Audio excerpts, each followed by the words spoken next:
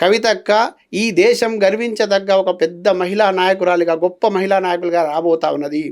ఈ అవాకులు చవాకులు పేలే వాళ్ళు, అబద్ధ ప్రచారాలు చేసే వాళ్ళకు నేను మీ ద్వారా మళ్ళీ ఒకసారి చెప్తున్నా, ఇక మాటలు లేవు, మాట్లాడుకోవడాలు లేవు.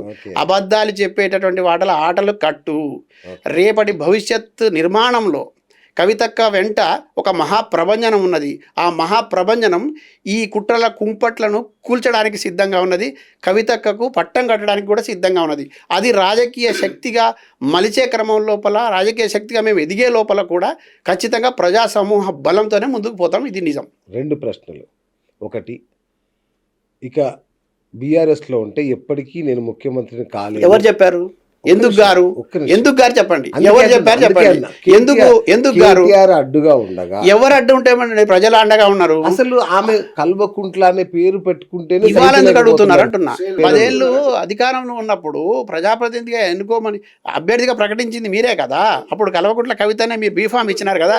పార్లమెంటు సభ్యులకు ఎందుకు మారుతుంది అంటే రాజ్యాంగాన్ని గౌరవించట్లేదు అన్నట్టు, ప్రజాస్వామ్యాన్ని గౌరవించట్లేదు అన్నట్టు, అంటే ఆడబిడ్డ మీద వివక్ష ఉన్నట్టు, ఆడబిడ్డ మీద వివక్ష ఉన్నట్టే కదా. అంటే ఒక మగపిల్లగాడికి ఒక న్యాయము, ఆడపిల్లకు ఒక న్యాయమా?